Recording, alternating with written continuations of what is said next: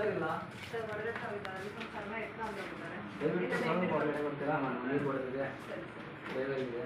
ಹೌದಾ?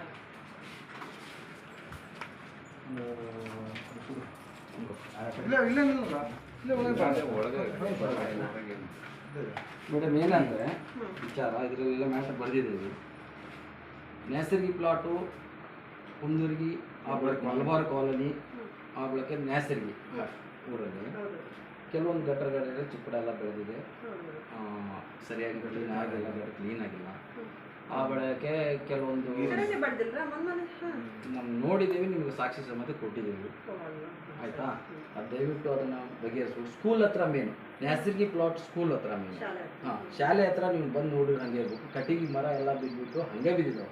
ಅದು ನೀರು ನಿಂತು ಮಕ್ಕಳಿಗೆ ಅಂಗನವಾಡಿ ಇದೆ ಪಕ್ಕಕ್ಕೆ ಅಲ್ವಾ, ಮಕ್ಕಳಿಗೆ ನೀರು ನಿಂತು ಬಳಕೆ ಈಗ ಆಲ್ರೆಡಿ ಮಲೇರಿಯಾ ಡೆಂಗು ಅಂತ ರೋಗಗಳು ಹರಡ್ತಾ ಇದ್ದಾವೆ.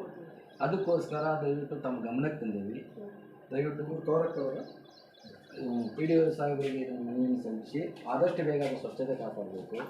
ಹಾಗಾಗಿ ನಾವು ಮೊನ್ನೆ ಹೋಗಿ ನಮ್ಮ ಕಾರ್ಯಕರ್ತರು ಹೋಗಿ ಕೇಳಿದಾಗೆ ಕೆಲವರು ಮೆಂಬರು ನೀವು ಯಾಕೆ ಬಂದೀವಿ, ಇಲ್ಲಿ ಯಾಕೆ ಬಂದೀರಿ ಅಂತ ಹೇಳಿದ್ರಂತೆ. ದಯವಿಟ್ಟು ಈ ರೀತಿ ಅವ್ರನ್ನ ಸಾರ್ವಜನಿಕರಿಗೆ ಅವ್ರನ್ನ ನಾವು ಆರಿಸಿ ಕಳಿಸಿರ್ತೀವಿ, ನಮ್ಮ ಕೇಳೋ ಹಕ್ಕು ಅಲ್ವಾ. ಹಾಗಾಗಿ ಅವರು ಆ ರೀತಿ ನಿಮ್ಮ ಪದ ಬಳಸಬಾರ್ದು.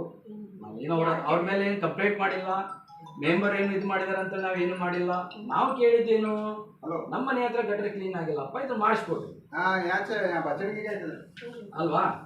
ಅದಕ್ಕೋಸ್ಕರ ದಯವಿಟ್ಟು ಇನ್ನೇ ಆ ರೀತಿ ಅವ್ರು ಯಾರು ಮಾಡಬಾರ್ದು. ದಯವಿಟ್ಟು ಈ ಮನೆಯನ್ನು ಸ್ವೀಕರಿಸಿ ನಮ್ಮ ಟಿಶ್ಯೂಗಳನ್ನು ಕೊಡಿ. ಆದಷ್ಟು ಬೇಗ ಸ್ವಚ್ಛತೆಯನ್ನು ಇದು ಮಾಡಿ.